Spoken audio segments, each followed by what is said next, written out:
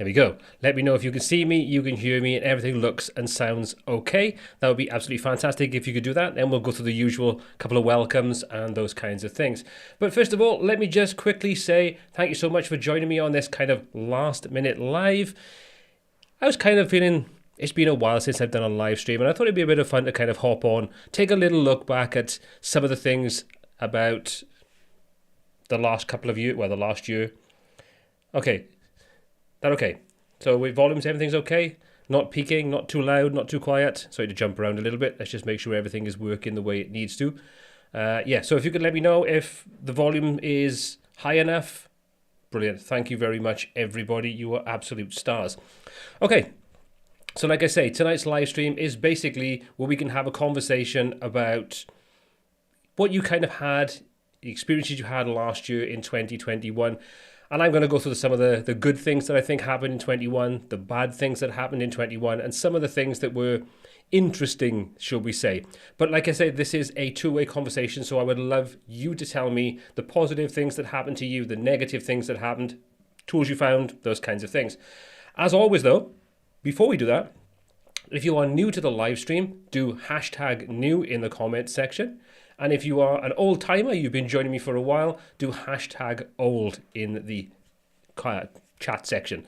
You can see I'm a little bit rusty tonight. And the good news is I'm actually partaking of a beer tonight, or maybe more than one. So I will try my very best to string a sentence together by the end of it. But yeah, so Happy New Year to you, Heinrich, as well. So let's just wait for a couple more people to come in. Like I say, this is a bit of a last minute live, so I'm not expecting it to be as popular as usual, but thank you very much for taking the time to join me. And I hope you're having a fantastic beginning to 2022, because let's be honest about it, 2021 was a little bit of a roller coaster in lots of ways. There was positives, there were negatives, and I'm pretty sure all of us probably had that little bit of a roller coaster ride with that side of things. Okay, so let's have a little look. Who do we have in tonight? Heinrich, very old. I know the feeling. Don't you worry about that. Mohammed Youssef, you're new in tonight, so welcome aboard. John Hussey, well, I know you're an old timer, and just that's pretty good to see you back again. Thank you very much for joining me as well. Michael Wright, good to see you back in as well.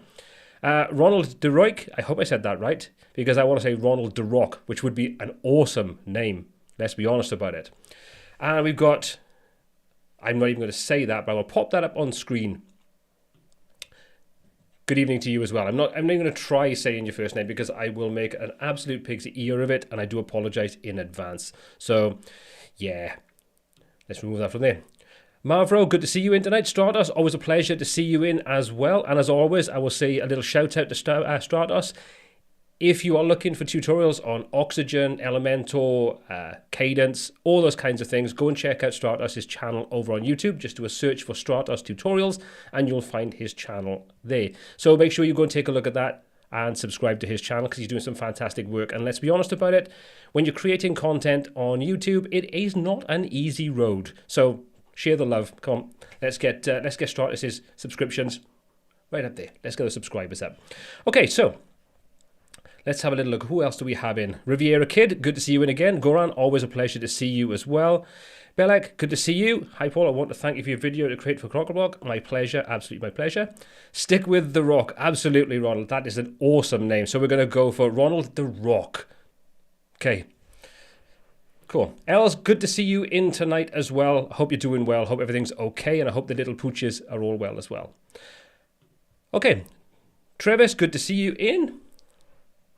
No problem at all, Stratos. Like I say, you're doing a cracking job over on your channel, and I think it's one of those things that we take a lot of time and effort to create content to help share the skills, the knowledge that we've picked up over time, and I think it's one of those things that's really nice to, get some support from everybody to get this community to know about all the creators that are creating great content around WordPress and all of the different tools that surround this particular ecosystem. So keep doing what you're doing, Stratos, and I will keep sending people over there when we do these live streams. And I will be in touch with you to get you on so we can do a collab live stream as well. Once things settle down after my little baby boy kind of allows me to get back into some kind of semblance of normality. So, yeah. Okay. Uzi, good evening to you as well. Good to see you in. Stratos, I'm a little under 3.4k subs. I think quite a few for 3 years I'm on YouTube. No social to advert, of course. So let's get you up to 4K subs. So come on, everybody. If you're seeing this either on the live stream or you're seeing this on the repeat, hop over to Stratos Tutorials, hit that subscribe button, watch some of his content, get up to speed and learn more about what you can do with WordPress and all those great tools around it. Okay, so that's a couple of welcomes out of the way. Now I've got a list of things that I think were good things about 2021, things that I think were not so good things about 2021, and some things that I think are interesting for 2021 and moving into 2022. Some of these I've covered, some of these I will be covering. So check out the channel if you haven't already, because I'm sure there'll be some stuff up on there as well. Melvin, good evening to you. Thank you very much for joining us. Poor and the sleepless nights going. For anybody that doesn't know, my baby boy, my son, was born the 29th of December, right before New Year. So as you can imagine, things are a little bit crazy and hectic in the household at the moment. Sleepless nights are not too bad, to be honest. I don't want to say too much, touch wood and everything, but he's been fantastic, as so is my partner, who's doing an amazing job. For someone that went through the ringer giving birth, she's been absolutely phenomenal. That's all I'm going to say. If it was left to me, I'd be a big blubbering mess in the corner and probably would have been the entire time. So kudos to my other half for being an amazing person. Absolute credit to you for that. Okay, so let's just remove that from the broadcast. Okay, so some of the good things. Let's start off with some of the good things that I think came out in 2021 that I think we can probably all agree changed the direction of some things, opened up some more options to many of us, and just came sort of like out with a bang. So first of all, we've got to talk about Bricks Builder. If you've ever used tools like Elementor or any of those kind of page builders, Bricks Builder came out probably around about 10 months ago now. So probably around the sort of February, March times when I came across it.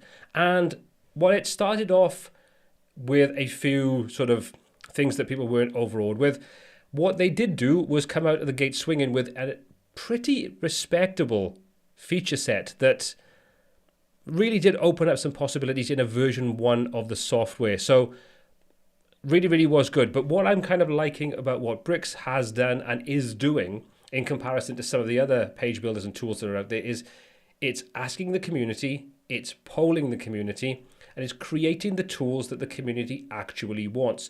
They're not going down the route of, well, you all want these things, so what we're going to do is we're going to give you this. You didn't ask for it. It wasn't really that important, but it was easy to implement. So the beta version, if you haven't seen the video that I released probably last week or the week before, they've just released the beta version of their loop builder. And the loop builder is basically when you have your WordPress website and you've got your posts or you've got your WooCommerce installed, that is basically the loop. When you see all those products, when you see those posts in a nice grid, whatever, they are using the WordPress loop. And Bricks has just released their own version, so you can customize this, you can add in all kinds of dynamic data, you can filter it, you can do lots and lots of things. If you haven't seen the video, I'd recommend taking a look at it. Like I say, I think I released it last week, I think it was the beginning of last week. Check it out, it's really, really cool. But have you used Bricks Builder yourself, or have you looked into it? Have you watched the videos that I've released or other people have released? What are your thoughts on it? Do you think this was a highlight of 2021 when it comes to the page builders, or are you firmly in the camp of Gutenberg and the block editor, those kinds of things? I say that's my opinion. I think Bricks was a solid release in 2021. So that's the first of my good things. But as per usual, please do let me know your thoughts on Bricks Builder, because I would love to know. Okay, that's the first one. So I'm going to have a little drink first. There we go. Now, obviously, another good thing that I can't not mention is the channel hitting 100,000 subscribers. That was a milestone that was incredible. Didn't think that I would reach that. When I started this sort of journey on YouTube, really didn't think that I would be hitting 100,000 and 100,000 plus subscribers. To say that YouTube has kind of changed my entire life would be an understatement. And I've only got people like yourselves who watch this, get involved with the live streams, get involved with the channel, the community, buy my course and things like that. I've only got you guys to thank for making all this a reality. So a big, big thank you, and thank you very much for making 2021 and all of the time before that an amazing experience for myself. So thank you very much for that. Okay, so we've got some comments coming back in now to do with Bricks Builder. Let's have a little look. Stratos, what do you say? Bricks has a nice beta for the loop, missing some layout styles, but hopefully they'll improve on that. Yeah, I think this is the thing to consider, is that this is the beta version of that particular feature. And knowing what Thomas is like over at Bricks, he will listen to what the community says. He will look at the shortcomings, and they will look to implement the best version of that particular feature.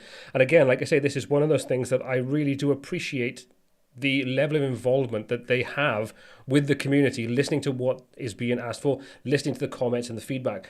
To kind of give a good example of what I'm talking about there is, when version 1 was released, the way that you work with sort of columns and rows and those kinds of things was very much a sticking point for a lot of people that were using it. And there was a lot of feedback, a lot of comments, and very, very quickly they went back and they edited that to basically work with the Flexbox model, much like Elementor is now in beta sort of doing. But they kind of went back, they listened to what the community said, they listened to the constructive feedback, and they then went and actually updated everything. And I can imagine that was a heck of a lot of work, because that's the fundamental core of how that builder is going to work. So that was pretty cool to see. So yes, I do agree with you, Stardust. There is still room for improvement. Obviously, we are still fairly early in the days of that. It is still the beta. That's pretty cool. Okay, so Mohammed, do you think Webflow is better than Elementor? Should I move to Webflow, by the way? I'm an Elementor user for 2 years. And of course, thanks so much, because most of my knowledge is from your videos. Thank you very much. Do I think you should move to Webflow? If you've ever seen sort of like the live streams before, you've ever caught any sort of the replays on there, I'm very much an advocate for, don't feel like you have to use just one tool. If you are working with paying clients, which I'm assuming you probably are going to be working with paying clients either now or in the near future, if the project that you're being asked to create a solution for doesn't fit well with WordPress and it would fit better with something like Webflow, then go with a tool like Webflow. Because what Webflow gives you is that ability to build it and then not have to worry about maintaining it, updating it, dealing with the hosting side of things, and all those kinds of annoyances that we know come with WordPress itself. However, it's not the perfect solution for everybody. If you want something that you want to have sort of e-commerce, custom designs, and you want to have a CMS built into it, and you want to have all custom things going on, then maybe WordPress is the better option. Don't limit yourself is basically what I'm kind of trying to say. If Webflow is a better solution, go with Webflow. If WordPress is a better solution, go with WordPress. Learn the tools. Once you learn the tools and understand the tools, then you can provide the best solution for the paying client, and ultimately they get a better result out of it. It's just, the more I've used WordPress, the more it gets frustrating with the sheer amount of maintenance that you have to do with client work. So if you have 10 clients, that's still an awful lot of updating and maintenance and making sure that everything goes okay, and backups and all those kinds of things that we know you have to do before you do an update, especially if you're using a tool like Elementor. Do you really want to have that sort of pressure all of the time? If you do, and you're happy with that, and maybe your clients are paying you for it, maybe stick with WordPress. But don't rule out tools like Webflow. They can be very, very useful. Goran, yep, I can agree with you. Love Bricks, not there yet, but very, very close. I think once Bricks releases the loop builder, puts in conditional logic, and finalizes what you can do with the last parts of WooCommerce, I think it's going to become a very compelling solution, especially when you look at the pricing model right now. When you look at the way that it's being developed and actively being developed in the way that people actually want, yes, it's not perfect, but then again, is there such a thing as a perfect page builder? Every one of them has their limitations, every one of them has their quirks. You kind of have to look at, right, do the negative sides outweigh the positives and vice versa, and then choose the solution from there. But again, I think if you've got the cash to be able to invest in a tool like Bricks, especially with the lifetime deal, I know it's just kind of gone up a little bit, but it's still an incredible value proposition for what you kind of get with it. I would probably jump on board with it and let it sort of sit there for a while to mature a little bit, because I think it's only going to get better. So that's my kind of take on Bricks. So Goran, thank you very much for your comment. Michael, my highlight of 2021 was winning the DC for E license on the 100k giveaway live stream. Hey, all I can say is thank you very much to the guys over at Dynamic Content for Elementor for supplying me with those prizes, and congratulations for winning it. Hopefully we'll be doing that again when I hit 250,000 subscribers and so on. And then even bigger prizes maybe. But congratulations on winning it. Yeah, exactly. Basically, sort of mirroring what I say to their Stratus. It's like, it depends on the project and the client. You know, the client should have the solution that's best for them and not necessarily the solution that we feel we are most comfortable with. If you're doing that, you're kind of doing your client a little bit of a disservice in a certain respect. And also, again, it's one of those things that if you've ever really seen previous live streams, you'll know that I'm not the biggest fan of the paid maintenance model that you have when it comes to working with WordPress. And I'm not talking about content updates or paying for licenses on a recurring basis fee kind of thing. I'm talking about when you have to charge a client for the fact that they came to you for a website, you decided to use WordPress, and WordPress by its very nature has a lot of moving parts that you have to keep up to date, and then you charge your client for that. They didn't choose it, but you're making them pay for it. So yeah, I'm a great believer in that's not really the best way to go about things. So choosing the right tool is the most important thing, I think. Okay, let's have a little look. So I had a chance to work with Bricks for a few months, and Thomas is a great guy, and his vision for Bricks and how he involves the feedback from the community is really awesome. I couldn't agree more. I mean, if you ever bought his previous plugin, which is Happy Files, which is basically just a sort of media management tool for WordPress. I mean, I was lucky enough to pick that up a couple of years back for like $15, $20 on a lifetime deal. And I use it on lots and lots of websites. He's just released an update to it now. It's a great little tool. He's still supporting it, still being actively maintained. It's had a little bit of a lull in between, but that's kind of because I think he went away and actually moved it over to a different foundational sort of set of tools to create it, so it's faster and easier to expand. But again, like I say, Thomas, I think, is a very, very solid developer. I think he's got a good track record with that, and I think he's got the right mindset for the way he set the business up for moving forward, creating a sustainable business. Yes, I know we talk about lifetime deals, but the lifetime deal is only on for a period of time. Once that's gone, that's kind of gone from my understanding. And that's why I say I think if you can hop on board now to show your sort of support, I think it's definitely worth doing, because I think good quality products should be supported. WP Tasker, any lifetime deal available on the Uncanny Automator plugin? I don't think so. I think they might have done one right back at the beginning, but I think it's picked up enough traction now so they don't need to do a lifetime deal. And Uncanny Automator, again, if you haven't seen it, I released a video a couple of days ago. I think it was Thursday or Friday of last week, on automating anything. And I kind of took you through some of the basics of Uncanny Automator and also looked at tools like Pabbly Connect and Zapier and those kinds of things. But I don't think there's going to be a lifetime deal on that anytime soon. If there's ever going to be one again, I think that ship has sailed, I think, unfortunately. Let's have a little look. What else have we got? Well, lots. Good evening, Diane. Hope you're doing very, very well. Good to see you in tonight. That's exactly what I did when I Oxygen and Bricks. Bought it early so it can just sit there. And I think that's, if like I keep saying, like, if you've got the money there to do this, grabbing a deal when there's a lifetime like this on, or a ridiculously good deal, is worth doing it. Because if the product isn't there right now, that's not to say it's not going to be there in 6 months, 12 months. I mean, if you look at how far Bricks has come in 10 months, I mean, 10 months for a page builder that's gone from where it was to where it is now, with a small development team, that's pretty impressive. And like Diane says, I mean, Oxygen also did this right back at the beginning. They did a lifetime deal. And if you were happy to sit on it, because I believe once you bought the lifetime deal, you bought into all of the updates. So version 2, 3, and so on. So when you see something like this, if they're offering a good deal to start off with and you like what they're doing and you can afford to do it, I'd hop on board with that kind of thing and let it grow, let it mature, and see where it ends up. Look back at sort of like a tool like Elementor, right back when that came out. That was pretty bare bones before even the Pro version came out. But, you know, you kind of adopted it, you got on board with it, it grew, and that community behind it helps it grow quicker with lots of feedback, lots of positive comments, lots of negative comments in a positive way, hopefully, that lets the developers grow and expand that tool beyond what it starts off with. So yeah, I totally agree. Okay, 88 clients is a form of hell. Yeah, tell me about it. Thank you very much, Michael. Since Carl isn't here tonight, yeah, if you get value from this content, you get value from the live streams, you enjoy getting involved in this side of things as opposed to, like, you know, the normal static videos, hit that thumbs up button, because it does tell YouTube that you like this kind of content, and hopefully it'll push this out to more people will know about it, and we can grow this live stream even better in 2022.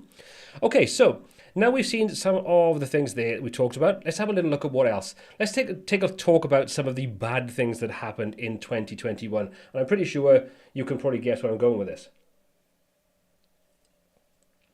For anybody that knows anything about advanced custom fields, and if you bought into that, speaking of lifetime deals, that was bought out by Delicious Brains beginning of last year, I believe, or close to the beginning of last year. And when they bought it, there was a certain level of ambiguity about whether they would keep the lifetime license holders, people like myself, whether they would continue to support that lifetime license, or whether they would phase it out and make you buy it again. Which there was a lot of outcry, myself included, picked up a lot of interest on the likes of Twitter. So they kind of, after a few days where, things got a little bit annoyed, people got fed up with these kinds of things, and they then come back and said, okay, we will support the lifetime deals, and everything was golden for a short period of time. And then I think it was somewhere around about September, October of last year, they sent an email out, we'll say a misguided email, where they basically said that they thought it would be nice if you were finding use in ACF, that you could, instead of using your lifetime license, you would go on to their recurring subscription model.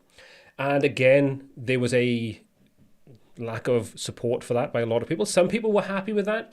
And like I said at the time in my video on this, if you feel that you want to support the developers because you have got value, you're making money out of it, and you think that's what you want to do, then I think there's absolutely nothing wrong with that. What I didn't like was the way that the email was handled and making you feel like you should move away from your lifetime deal.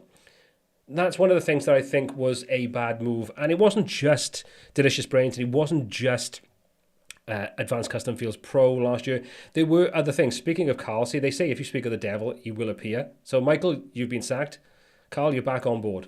So yeah, that's kind of one of those things. So I mean, did anyone buy a lifetime deal either last year or prior to that and found that the company kind of trying to backtrack on that side of things? What, tell me your experiences in this. Have you had this kind of thing happen to you? If you have, what did you do about it? Did you kind of just sit back and go, okay, well, fair enough, I've had my money's worth out of it? Or did you kind of feel a little bit, not happy? We'll put it that way. Let me know in the chat. So, good evening, Carl. It's always good to see you in, my good man. Marco, let's go to a couple of little welcomes, because a few people have sneaked in now behind the scenes while I've been talking. So, Chitan, good to see you as well. I will look at the automated WP plugin, no problem at all. Jackie, good to see you in. Andrew, no problem at all. You're late, but you're here. That's the most important thing. And hopefully you've got a beer involved, because tonight I'm actually having a beer. 2022, beers are back. Marco, good to see you in. Welcome from Amsterdam. And Chris, good to see you. And congrats from Ohana. I'm assuming that's Hawaii. I'm assuming for the mahalo. But thank you very much. Getting any sleep? I am, in fact, getting some sleep. So do I look like I'm not getting any sleep? Sorry, just nodded off there. Yeah.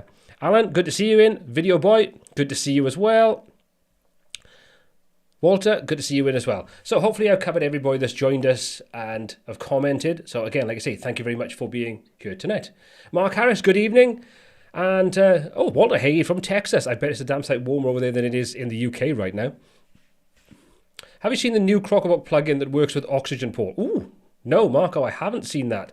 But please do comment and let me know. I want to know.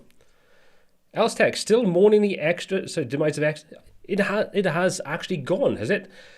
I didn't realize that it had gone. I'm not surprised, because Tudor, if anybody doesn't know, Extras for Elementor is a plugin that obviously enough gives extra features to Elementor. And while it contains some of the normal things you'd expect to see, there were some really good tools involved in that, and there was a nice roadmap for some of the things that were going to be included in it. Unfortunately, as Elsa just said, that's obviously kind of died. And it's a shame, because some of the features like the filters and stuff like that really did look interesting. So it's sad to hear that that is gone, if that is the case. So yeah, that's kind of sad. Carl, you're such a sweet talker. All right, sexy. Andy Von Boos, good to see you in as well. Something in Mexico, sometimes from Alberta in Canada. And I'm going to just put this up on there because I have no chance of saying your name. But good evening from Malaysia, and thank you for joining us at 3 a.m. in the morning. So you've either got nothing to do, you're wired and you can't go to sleep, or you just really like joining into the WP Tuts live streams. I'm going to go for the third one because that sounds like that's the best option. So thank you very much for joining in. Good evening from Copenhagen, Kenneth. Good evening to you. Yeah, it hasn't been updated for so long. I mean, I don't know if it's died or not. So let's just say RIP, but hopefully not. Okay. Cool. Right, comments are coming in thick and fast now.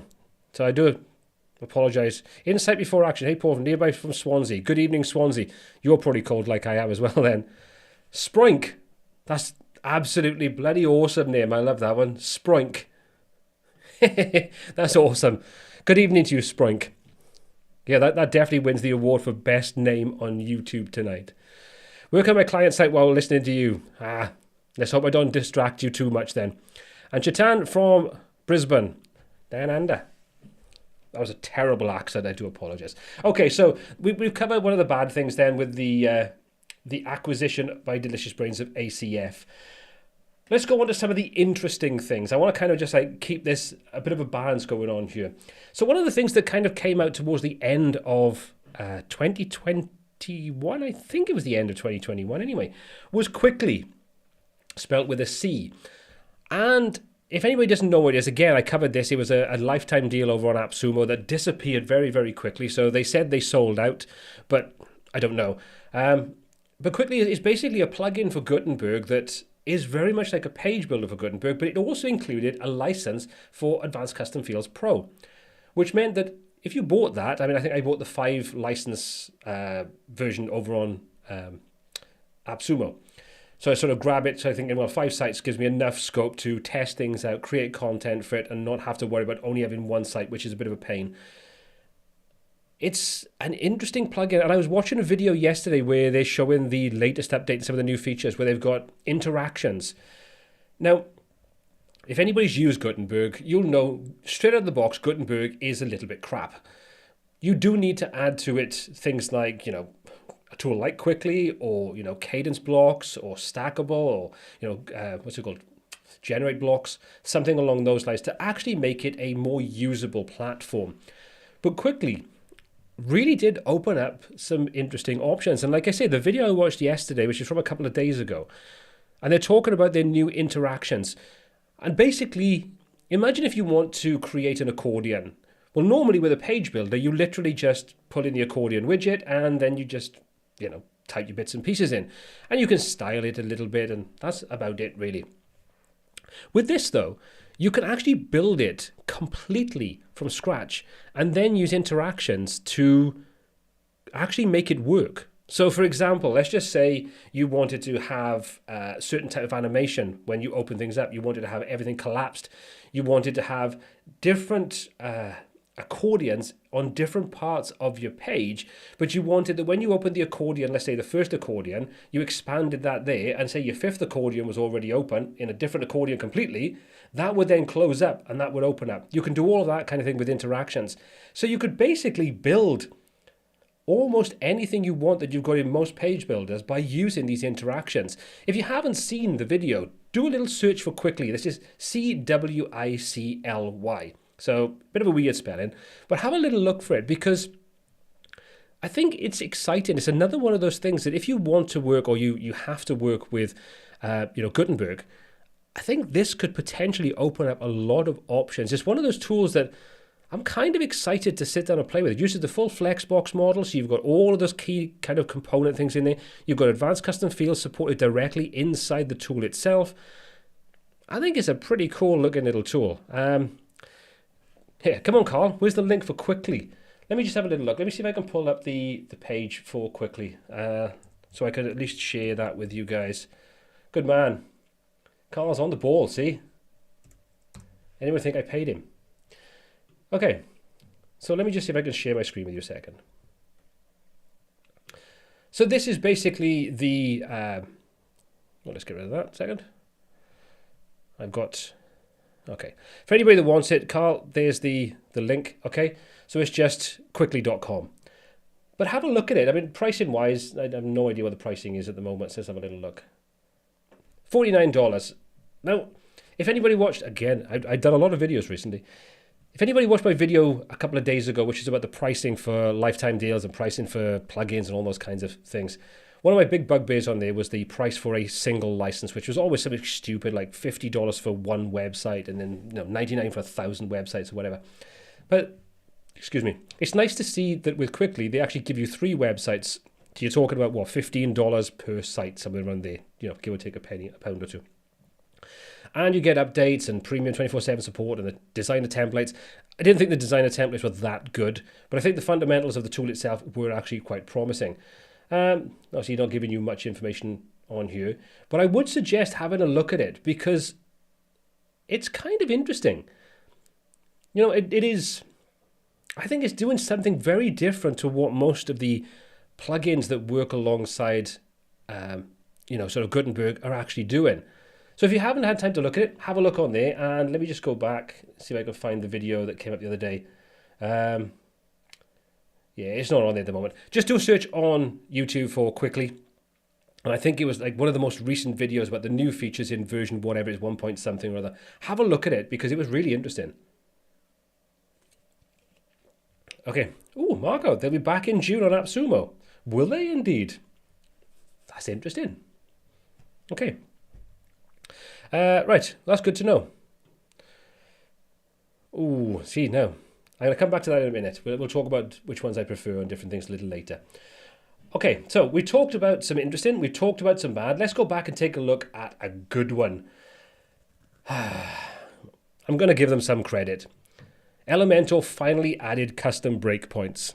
They did indeed, after I have no idea how long, but they did actually add custom breakpoints. So kudos to Elementor for doing that. It's only taken them,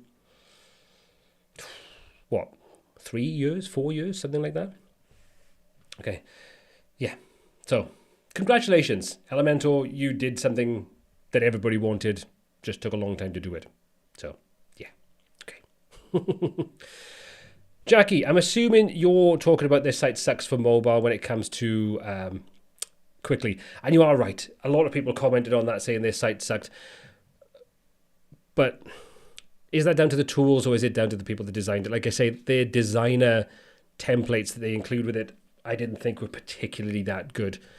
But the tool itself does look interesting and they are listening to feedback. Because one of the things that, when I created my video, which was about the AppSumo deal, which literally disappeared the day I released the video, one of the comments I made in there was how clunky I thought the interface looked and felt and how there was so much going on in it.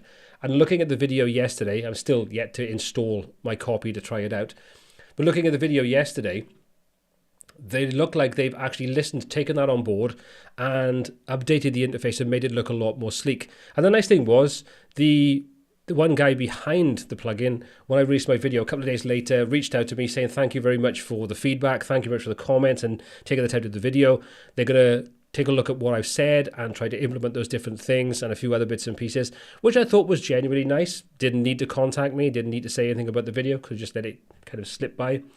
But yeah, I think they're a young company. They're eager to create a solid product. And I think getting in, again, at this point, if we can offer them constructive information, constructive feedback, constructive advice and things like that, and they take on board the things that make sense in very much the same way that Bricks is doing, then I think it's a win-win for both them as a company, but also for us as the consumer that purchases products when you've got developers that actually listen to what we want and take that feedback on board and improve their product. I think that's a really, really good way to go about it. Okay. Now, I'm going to ask one question. I'm going to answer one question. Jet engine or ACF?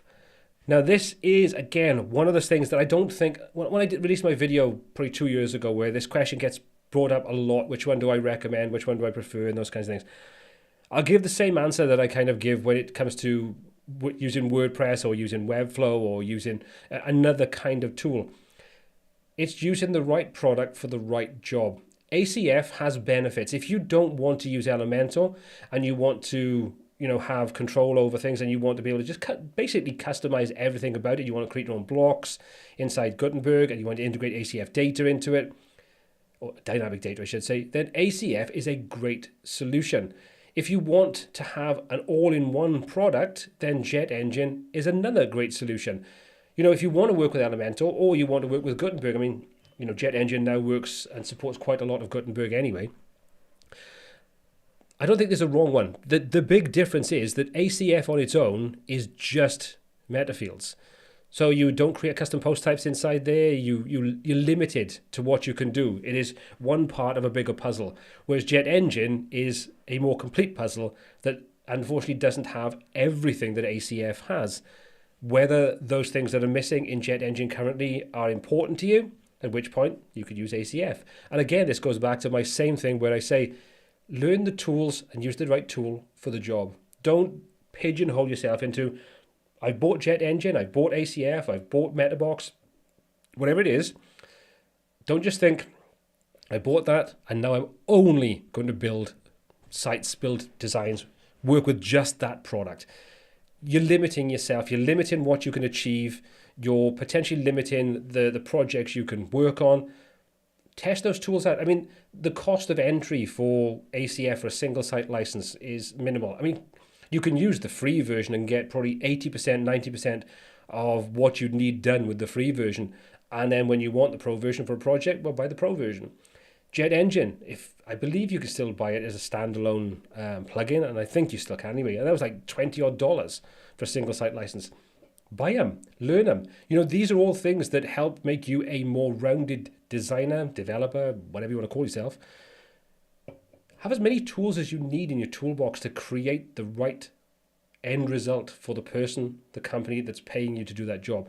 Don't make them just fit into what you know because you've limited yourself to a very small niche market. That's my kind of opinion anyway. So I don't think there's a right or wrong. I think it's the best one. I think the one is better than the other. I think they have strengths and weaknesses, and they both do. They all do. In all honesty, whether you want to use Toolset, Toolbox, whichever one it is, Metabox, you want to use Jet Engine, you want to use Pods, you want to use any of those tools, they've all got strengths and weaknesses. Learn them. Once you kind of go from using something like ACF to Jet Engine to Toolbox, Toolset, whatever it's called, to Pods, to any of those, the terminology is almost the same. The way that they work is almost the same. The only difference being is how you then output the information onto the page. And if you're using a page builder like Elementor, for example, well, that will work with most of those, if not all of those anyway. So, there's no difficulty in sort of transitioning between those different platforms, those different tools. Learn them, become a better designer, developer. That's the way I kind of look at it. That's what I've always done anyway, basically. Right, what else do we have? June is a long time.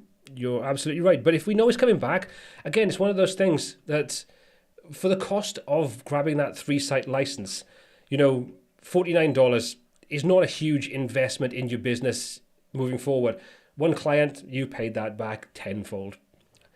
And then if it does come up onto AppSumo again in June, you've got a more mature product, you've already learned it, so then you can buy that lifetime license and you can hit the ground running knowing that all of your costs will be recouped very quickly, and you already know how to use the tool and you can start implementing it very quickly as well. So I would say that's a pretty cool one. Mark Harris. Then yesterday I watched your Recoder video. That's how to do breakpoints. Yeah, I can't say that the way that Elementor have implemented it is particularly earth-shattering, and you still have a fairly limited way of working with it, but at least they did put it in there eventually. Small kudos. Okay. What else do we have? Right. Michael, talking of Elementor, how do you feel about the upcoming move to containers? I think it's a long overdue thing. They should have gone to this a long, long time ago. They should have. Like, I know it's easier said than done. And when I kind of reference Bricks for doing this, Bricks was it was basically version 1. So I can imagine to retrofit using the Flexbox model and containers and things like that was probably a lot of work, but also probably a lot easier than a product that is now, 5-6 years down the line with multiple millions of users in the free version. Because at the end of the day, it's going to affect the free and the pro version. I think it's about time they did it. How long it'll be before we actually get it is anybody's guess, because when you look at the experimental features, a lot of those experimental features have been experimental for a very, very long time. So I'm not going to hold my breath that this is going to suddenly come out in a short period of time. And then I think the problem they have then is adoption of that. I know they're kind of working on making sure that if you have used the current model of working with creating your sites, that's not going to be kind of destroyed. You know, when you move over, they have the containers and they become a part of the actual builder itself. You'll have the option to switch between the two different models. So not an easy task to kind of undertake. But again, it's one of those things, the longer they've left it with so many of the other things, the longer they leave it, the more features they add into it, the more users that come on board, the more difficult it is to make these core fundamental changes, because it has the potential for such a massive impact. Again, go back to some of the releases they've released over the last year, 18 months, and the problems that has caused. Can you imagine what's going to happen if they roll this out and they find that, let's just say 10% of all users, their sites suddenly fall apart? That's going to be a massive outcry. So it's not an easy road for them. Just a shame that they've taken so long to get to the point of actually doing it. You know, it's one of those difficult things. You know, how soon do you do it? How much impact do you sort of make by leaving it longer? Yeah, so good that they're doing it. Just wish it had been done a lot earlier. Right, let's have a little look. What else do we have? Well, lots of comments coming in. So excuse me while I'm taking a look at this. I just want to make sure that I don't miss too much out. Let's have a little look. Good evening, David. Good to see you. No problem with joining a little bit late. Just glad you're actually joining us. It's always good. Okay. What do we have? Is a strong community now. Can't Paul persuade plugin developers to offer lifetime deals in exchange? Paul can make a tutorial video we can buy with the affiliate link. Win-win for all. If I'm honest, I wouldn't want to sort of do things like that. Well, yes, it's nice to have lifetime deals. I think lifetime deals are something that we have to be wary of. Again, this is one of those things that I kind of covered in that video about lifetime deals, about pricing structures and so on. I think lifetime deals are good at the starting point of a business where they're looking to raise capital, where people are a little more forgiving of the product when there are shortcomings, when there are problems, when things don't work the way they want, or features are missing. When products become more established, that becomes a difficult thing then, because you need to have recurring income. Imagine if you, let's just say you run a web design company, or you run a small agency or large agency, whatever. And obviously you've got clients, and clients have to have websites, and websites have to have hosting. Well, if you gave all of your clients free hosting for life, you would very, very quickly have to continue to keep getting new customers in to be able to keep your revenue up, because a big part of your revenue stream has basically been cut off. And that's basically what a lifetime deal does. It's okay if there's a set number, so they can say, well, okay, we'll put aside 1,000 licenses and they'll be lifetime licenses, and once they're gone, they're gone. Or it's early in the life cycle of a product. But I think I wouldn't want to try to, I don't think anyone would listen to me if I said it anyway, but I wouldn't like to use any kind of, I can't say sway that I might have. At the end of the day, I just create videos on YouTube, you know, but I wouldn't want to sort of try to influence people into that respect, unless it was an early product and I think you're charging, or you're asking a lot of money, which is something that, again, I brought up a lot of times. I think a lot of companies, when they come out, that they look at product X and product Y that's exactly the same type of product that they're releasing, and then they price it according to them. And what they're doing there is they're missing the boat, is the fact that when they do that, they're comparing it to an established product that's further down the line, that's already ironed out a lot of the bugs, those kinds of things. And they're thinking, well, if they sell for that amount of money, well, I can sell for that because my tool is the same kind of tool. And I think they're wrong. And I think this is something that, you know, companies need to really stop doing. I think it's a silly way of doing it. So lifetime deals, like I say, I think they've got a time and a place, and they should have a lifespan in most businesses. I mean, don't get me wrong, some businesses obviously work and it works for them. Look at Divi, for example. They offer lifetime, and they've always offered lifetime, and they're still getting business, and they're still making money, and they're still releasing products. But the difficulty is you have to continually find new customers to bring a revenue stream on board to keep the money flowing through the business.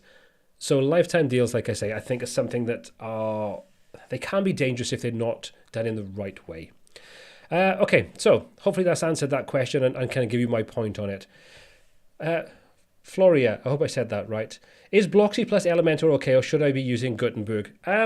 Look, at the end of the day, use the tools that you are comfortable with, that you can get the best results out of. Personally, I like Bloxy with Gutenberg using something like Cadence Blocks or Stackable, or possibly even Quickly, once I kind of look at that. A sort of theme like Bloxy gives you a lot of options straight out of the box. The header and footer builder's built into it. You want to put dynamic content in there using like advanced custom fields, MetaBox, and so on. You can do that directly inside the plugin.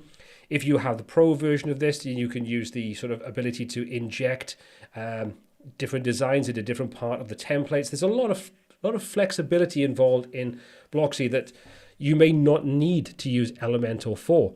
But don't feel like you shouldn't use a page builder like Elementor or Bricks or Brizy or any of those kinds of tools. Use the tools that get the job done and get it done to a high standard.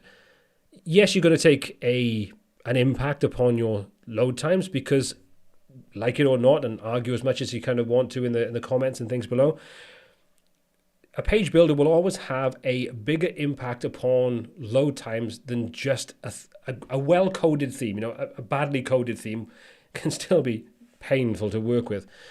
So use whatever you think is the best. Gutenberg has a learning curve. Gutenberg is not the best tool to work with when you want to design something, because you design in a different space with a different preview than what you do on the live site. So it does take a little bit of learning and getting used to. Feels like a step back or two.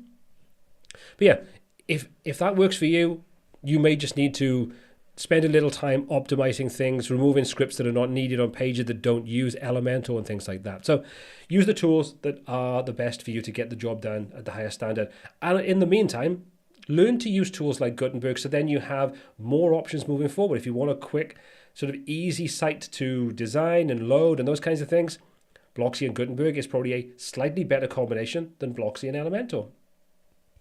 Hope that makes sense anyway.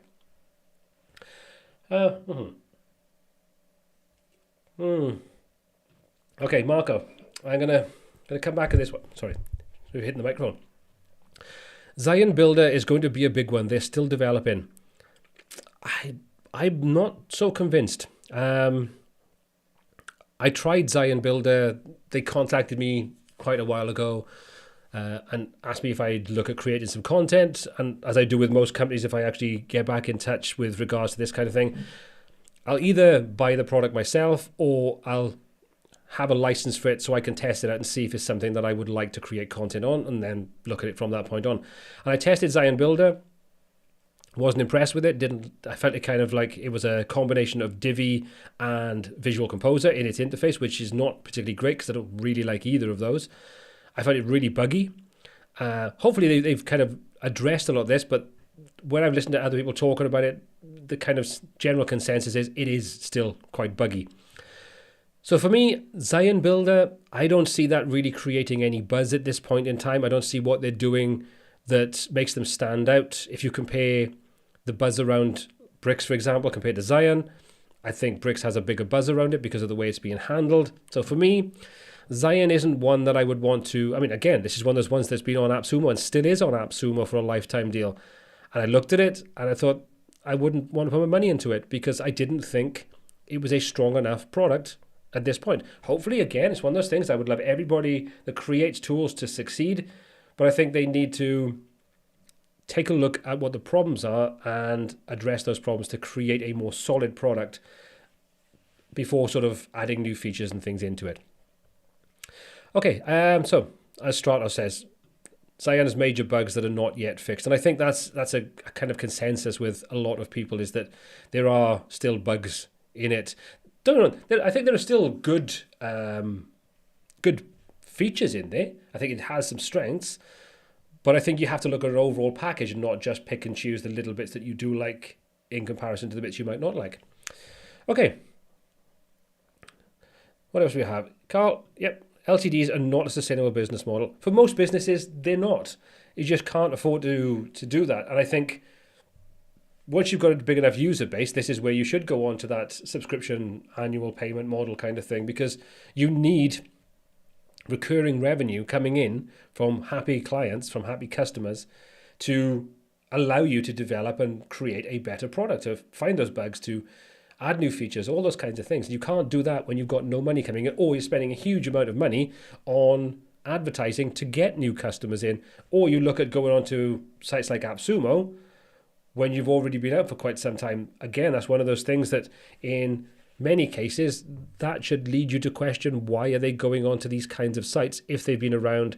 You know, I think Zion is on version 3, and I think version 3 was the one that was available and still is available on AppSumo. I'm curious now. I want to take a little look on this, so bear with me. So, you know, from my point of view, I'd be questioning, if it's such a good product, why is it and why has it been on AppSumo more than one time? Because I think it's been on there twice. Oh, looks like it's gone now anyway. Well, I didn't know Woolento is available on AppSumo at the moment as well. Yeah, so unfortunately Zion is now, it has actually gone. So I don't think it was long ago that it went. But yeah, that's interesting. That's gone anyway. So Zion, not so much for me. Right, RM. Can I get your views on Oxygen Builder, please? I'm considering moving out of ePro to Oxygen. First of all, I would ask the question of, what are your reasons for choosing Oxygen over some of the other tools that are available?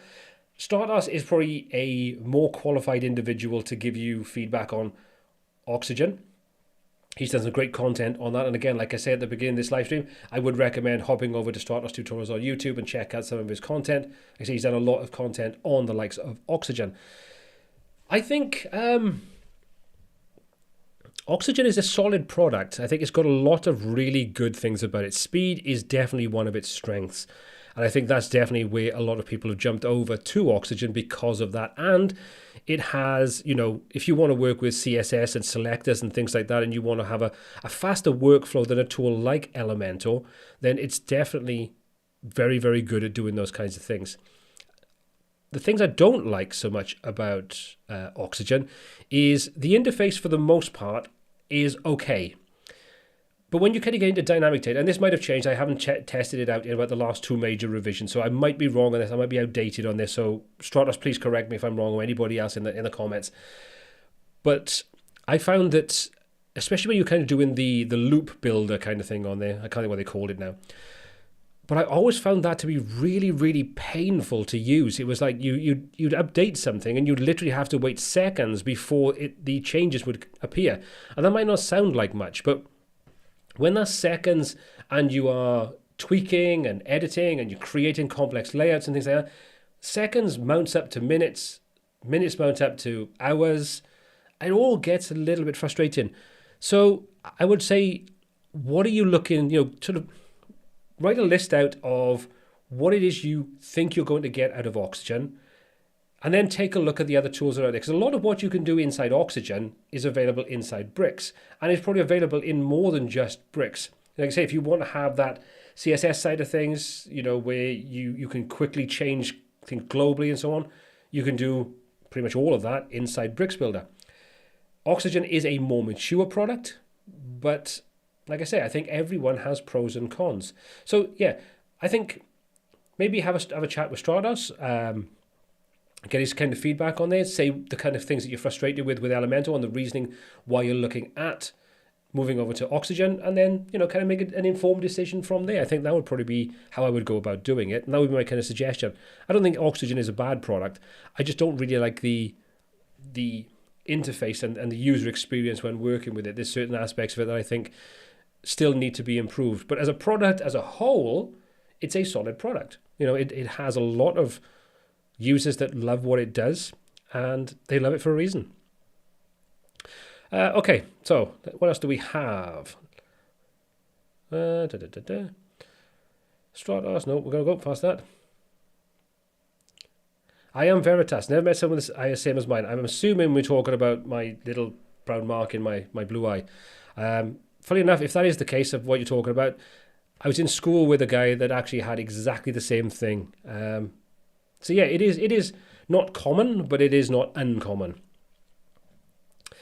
Okay, right. Let's answer this one. I'm not going to answer it with a definitive answer. I'll give it my opinion. Do you think building websites in page builders with no coding has a future? And can you suggest where to find clients looking for that? I know building dynamic websites with Crockerblock. First of all, to give you suggestions where to find clients, that's something that unfortunately I wish I could do. If I could do that, I could probably be a millionaire tomorrow.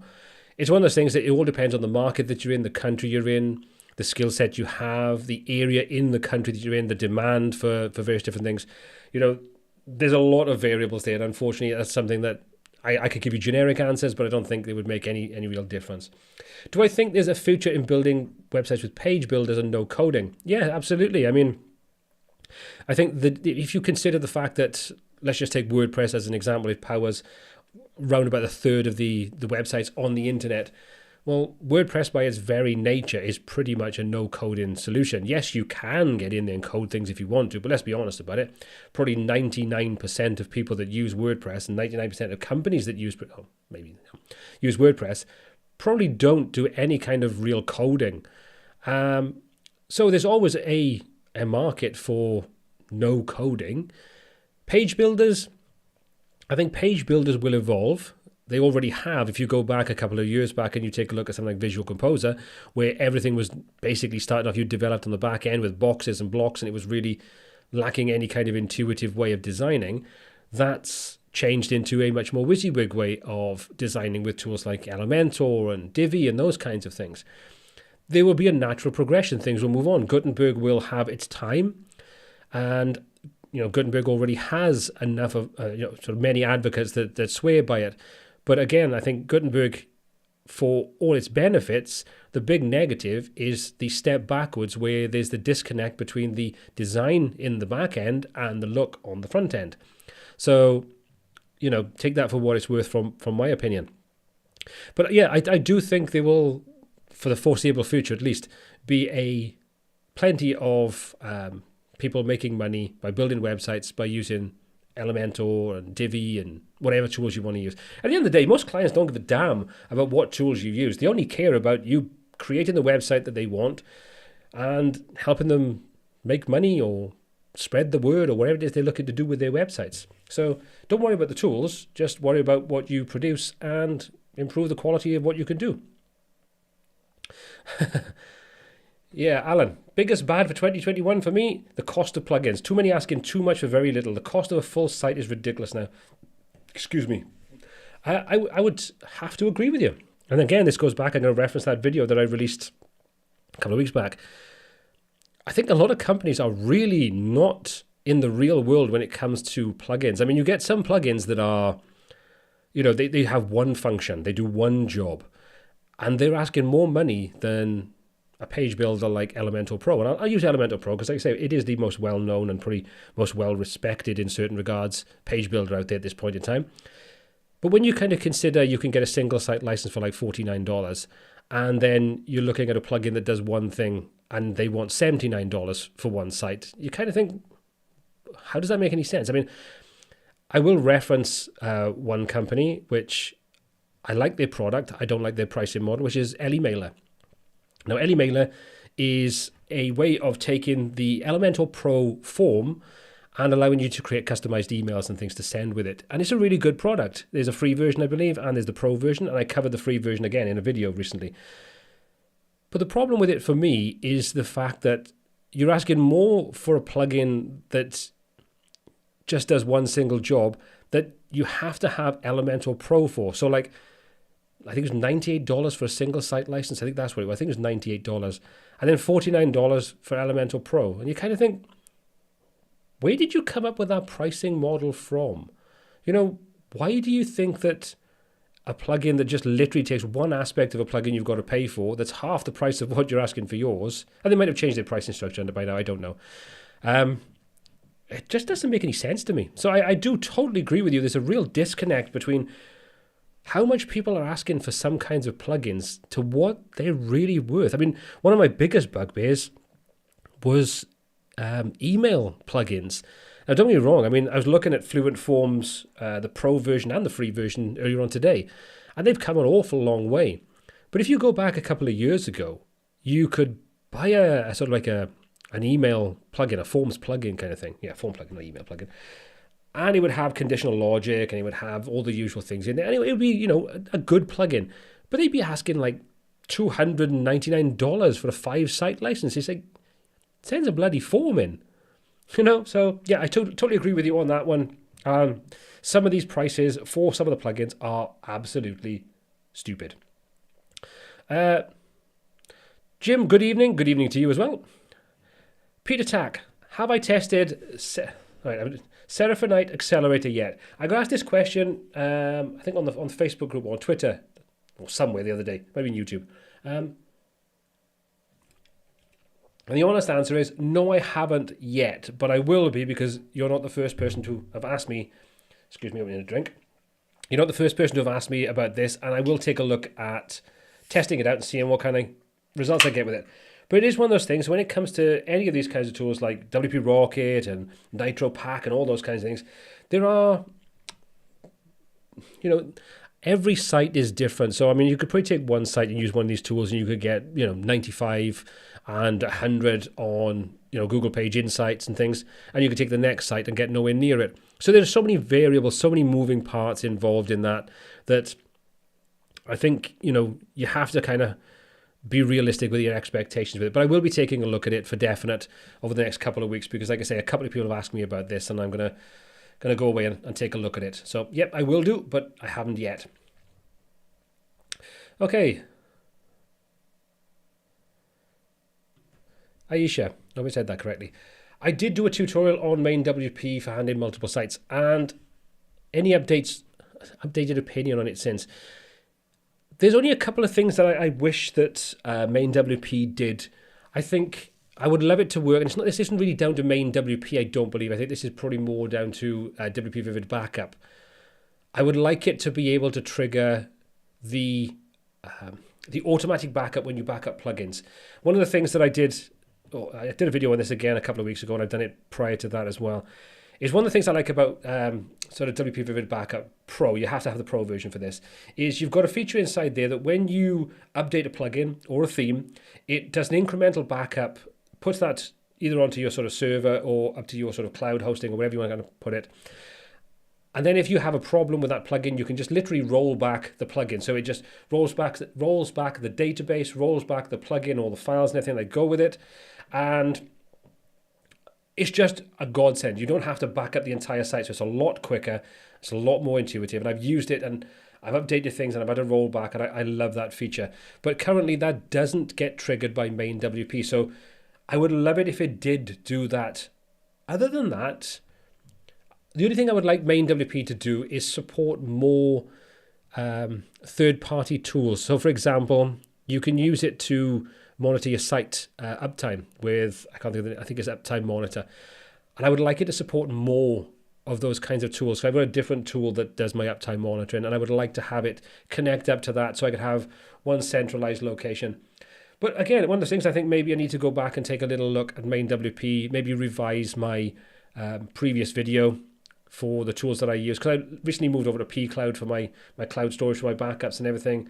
So yeah, maybe I need to go back and take a little look. But my opinion is still the same. I still think main WP is a really good product, and the fact that you can use it on your own local machine, which you can then just, turn off, like you could be using XAMPP or something like that.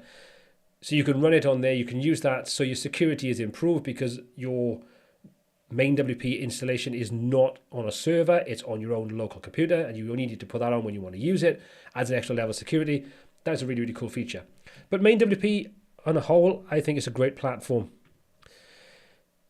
Michael, the Fugly from 2021 Elementor raising the price for 1,000 sites from 199 to 999. Was that in 2021? Was that last year? I can't remember. It feels like so long ago. But yeah, totally agree with you. I know the argument is, how many people on the 1,000 site license will actually use 1,000 sites and those kinds of things. But I think that misses the point that it's not about the change. It's about the fact that there was a change that people weren't grandfathered into, and it was like, right, we're making this change, and tough. You that's what you get, kind of thing. And it's like, nah, yeah, that was a bit crappy. So, yep, I agree with on that one. Stardust. Fluent Form's lifetime deal, unlimited, reached $900 in 2021. How can this price be justified if it's just a contact form? I know it has some more features, but it's still a contact form. I would have agreed with you until I tested some of it out today. And do I think it's worth that kind of money? I think lifetime...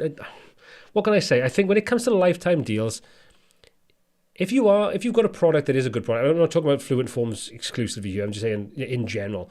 If you've got a product that is a good product, it's an established product, and you want to offer a lifetime deal, then I think if the price is high, then you get more income. You'll probably get less people taking you up on it.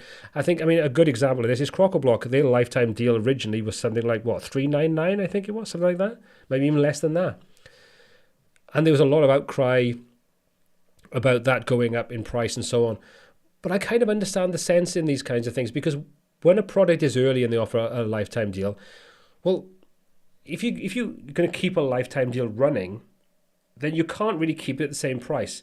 So if you are releasing more and more features, and if you look at like a Crock-A-Block subscription, for example, if you look at Jet Engine where that was, say, 3 years ago, to where it is now, it's a totally different product. I mean, to start off with, it was literally just, it was like CPT UI and sort of like a really basic version of ACF combined into one. That's grown exponentially now. So I think it's justifiable to increase the price if you want to maintain a lifetime deal and you are increasing the product's feature set and so on. Like I say, when it comes to Fluent Forms, I've only played with it very, very briefly. So I can see your point in it. $900 is a lot of money for a form builder.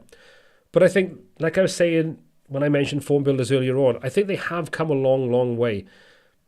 But price is very subjective. And, if you only wanted to use the feature set for, say, 15 sites, for example, yeah, it's a lot of money for something like that. And it would take a while to kind of get that investment back. If you've had 1,000 sites using it, well, you're talking like $9 each, something like that. So I can't get where you're coming from. Fluent CRM, how is it? Is it value for money, worth using? Now, the funny thing was, speaking about Fluent, I did actually buy the Fluent CRM when it was on a lifetime deal, probably when it was first released, right back when it was first released, which is probably about 2 years ago. And I've still never actually got around to installing it and testing it out. So I couldn't actually tell you. I know a lot of people like it, and I bought it primarily because even though it's called like Fluent CRM, the initial release of it was very much more focused around email marketing and things like that. And I was into the email marketing side. So I bought it for that. But yeah, again, it's one of those things that I do need to go and take a look at. It's just there are only so many hours in the day, and I wish I could make more of them. So I will take a look at it. I just haven't yet. So I can't really say whether I think it's something that's worth using. But there is one thing that I will say, and I want to create a video on this as well, is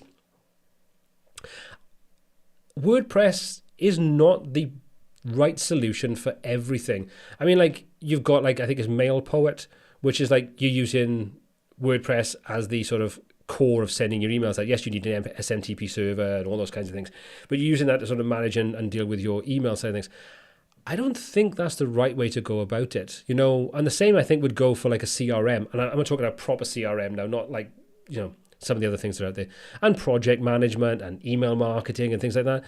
I would always use a dedicated SaaS service for that. I use MailerLite, for example, for most of my email marketing.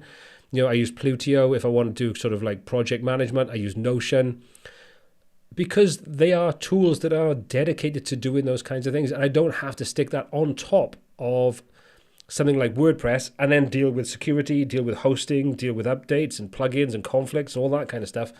So I would question whether some of these kinds of tools are right when you're going to kind of stick them on top of WordPress. But that's my opinion. You let me know in the comments whether you're watching this live or whether you're watching it on the replay kind of thing. Let me know. What are your thoughts on this? Do you think that, it makes sense to sort of put these things on top of WordPress, or would you rather use a dedicated service that it's there to do one job? I mean, MailerLite, I don't have to worry about, rejected emails and unsubscribes, all that kind of stuff, and I don't have to worry about security updates or hosting or any of that kind of thing. So for me, I think there's good ways of doing it and there's bad ways of doing it. I don't think WordPress is the right tool to put things on for every kind of thing. Okay, so let's have a little look. Let's just jump through some of these. Nice one. Glad to see that you subscribed to start this channel. Thank you very much. And anybody else that hasn't seen it, if you kind of like joined in a little bit later, if you want to learn more about Oxygen, WordPress, Cadence, and lots of other things to do with WordPress, hop over on YouTube and do a search for Stratos Tutorials and subscribe to his channel because he's doing some great work over there, creating some great content. And we should all be applauded for doing that. And we should all...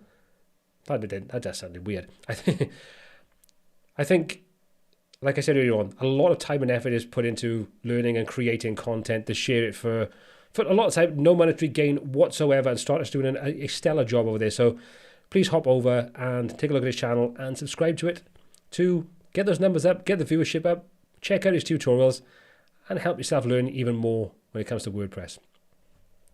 Okay, so I'm going to do a couple more, and then we're going to kind of call it a evening. Right, so look. Mark Harris, we were saying WP Vivid is very good. Their support is excellent, and compared to Updraft, is really light on the server resources. Yeah, I tested out Updraft Plus. I've tested it out. I did a video on it a couple of weeks ago, and I'm still a WP Vivid Backup Pro user, and I bought the...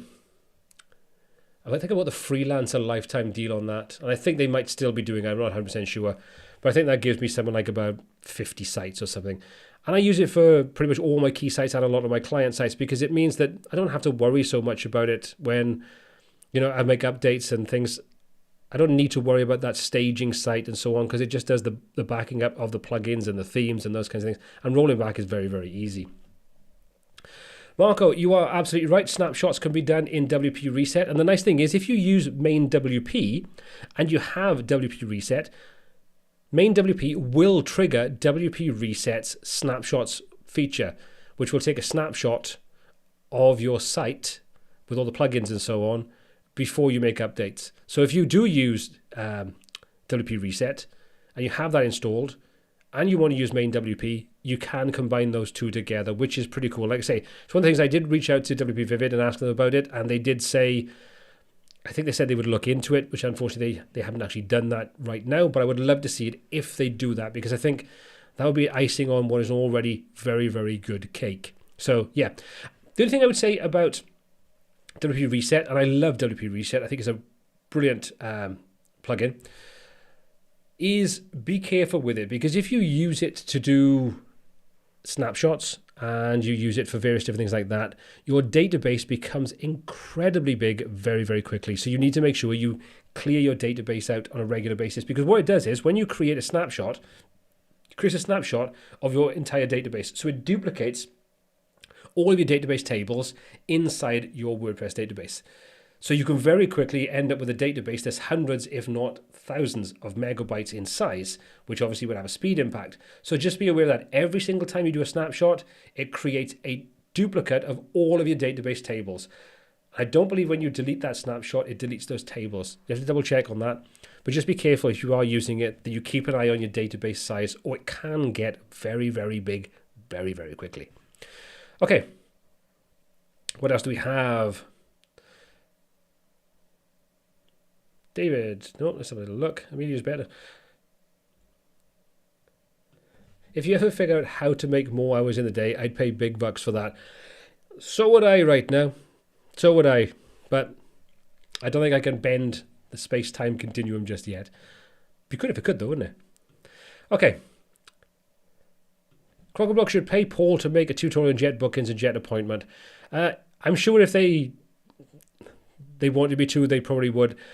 But I know they've got a couple more people on board now creating content for some of the other plugins and things with Jet Tools. I'm the kind of guy that is there to do the content on Jet Engine, Jet Smart Filters, those kinds of things. That's kind of what I'm known for. So it makes sense that they've got people that are good at creating tutorials that are going to cover some of the other areas. Apart from anything else, I don't have enough time in the day to be able to create content for all of the Jet products. I don't really know them well enough. I don't really have much of a use for things like Jet bookings and Jet appointments. So it would mean literally me going, starting from scratch, learning exactly how to use it, then looking for solutions to it, then creating content on it. And I don't think I would necessarily do it justice. I think I'm better sticking with the tools that I kind of know, like Jet Engine, those kinds of things. So, but thank you very much for thinking that. It's very nice of you to say. Let's have a look what else we have. We're going to take 2 more questions and then I'm going to call it a day, or an evening, I should say. Okay, Mark Harris. Do you use the WP Vivid image optimization stuff? No, I don't. I haven't actually tried it yet.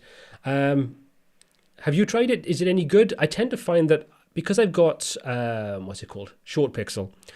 And I've got some other ones, some different ones like WP Compress. I know that's a different thing. I've got a couple of different sort of tools that allow me to do this anyway.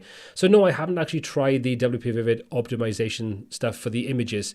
But if you have, let me know. What are your sort of findings? Did you find it was useful? Did it work really, really well? Let me know. Else, you can save the snapshots on the cloud and automate deleting. That's good to know. That's obviously something that has been updated since I kind of last looked at it. But that's good to know. I need to go back and have another little look at that and see what's been updated. And maybe go back and create another video or two on WP Reset. Let me know in the comments and in the chat if you'd like me to do another video on WP Reset and take a look at how you can use that, especially in conjunction then with using a tool like Main WP. Yeah, Main WP. Okay. Okay. Oh, I've caught up with all the things now. David, thank you very much for a great another lockdown live. Thank you very much for joining in. Okay, so Mark, similar problem to most, on the fly, can make uploading slow, but can set it to run in the background, converting the to WebP, using it but not really looked at it much depth. Okay, that's cool. I'll have to go and take a look at it and give it a try, take it for a test run, and see what I kind of think of it. Okay, so this is going to be the last one now. So Marco, what do you think of Hide My WP Ghost? Now, I'm pretty sure I did a video on it, and I wasn't particularly that overawed by it. So let me just have a little look. Let me search my channel. Hide My WP. Let's just do a search for Ghost. Yeah, I did. I did a video on it about 3 months ago. Yeah, I didn't. I gotta be honest. I refunded it. I didn't think it was that great from my recollection of it. So yeah, it might have changed since it went on to sort of AppSumo. I think it's still there, if I'm not mistaken. I think it's still on AppSumo. I wasn't particularly impressed with it. So take that for what it's worth. Like I say, it's one of those things that probably you need to sort of... it might be still on there. You need to sort of take a look at it for yourself. And like I say, the nice thing with AppSumo is you can try it. If you don't like it, you can refund on it, and it's no real problem. So that's a nice, easy way of testing things out. You've got 60 days to get your money back. So if you find it sucks or it does the job, then you can refund or keep it. It's entirely up to you then. So yeah, that'd be what I would do. But I wasn't overly impressed from my testing. Yeah. So when it comes to security sides of things, I tend to rely on iTheme security and just the free version of it. I found that that's a really, really good thing. And obviously making sure that you are sensible with strong passwords and those kinds of things. Make sure that you're sensible with it and you deal with as much security as possible. I mean, with the hosting company that I use, they're pretty stringent with what you can and can't do, and they monitor for sort of like malware and stuff like that, and they will contact you if they see anything that looks a bit dodgy and stuff. So, make sure you set yourself up with secure hosting. Make sure you set yourself up with a good free security plugin. You don't need to spend money on these kinds of things. And maybe take a look at paying for services that actually monitors your website externally for malware, for different things like that.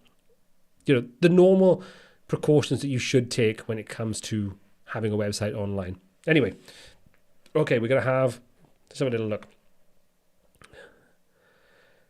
Let's have a look. Okay, Stratos. Well, we can talk about security in an hour live. So Stratos has cleaned up enough WordPress websites. So maybe that's one of those things. We'll sort of have a lockdown live, or have a live stream and get Stratos on, and we'll have a chat about website security, because I'm not the strongest person when it comes to website security. And If you've cleaned up enough websites, you've probably got a better understanding of what to look out for, how to secure things to make sure that everything is solid.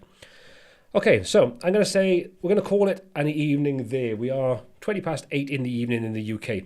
So finally, let me just quickly say thank you so much for joining me on this lockdown live. It's been an absolute blast as always. Great to take your questions, great to get your feedback, great to get your sort of involvement in this. And hopefully it won't be so long now until we do the next lockdown live, because now my life is actually getting back to some sense of normality. Hopefully I can sort of schedule these in a little bit more regularly. So, as always, make sure you join over to the Facebook group. You can just go over to wptets.co.uk/Facebook. Join the Facebook group, ask questions, get involved in the community. We've got a lovely community over there. It's absolutely fantastic. And also, just want to finally say before we go anyway, that tonight's live stream has been officially sponsored by me. So if you want to get onto my course, my design system for designers, then that will be opening back up at the beginning of February. It'll only be open for 5 days, and there's only 100 places available on that, and 75 of those are already pretty much accounted for. All you need to do is head over to designsystem101.com, pop your email address and your name in there. You'll be notified then as soon as that course goes live. It's a micro course. It gives you information on how to create your own design systems to speed up your design process, ultimately make more money and get a much easier workflow in place. So if you want to take a look at that, designsystem101.com. I'd love to see you on that course. But as always, look after yourselves, take care wherever you are in the world, and thank you so much for joining in tonight's Lockdown Live. Take care, everyone.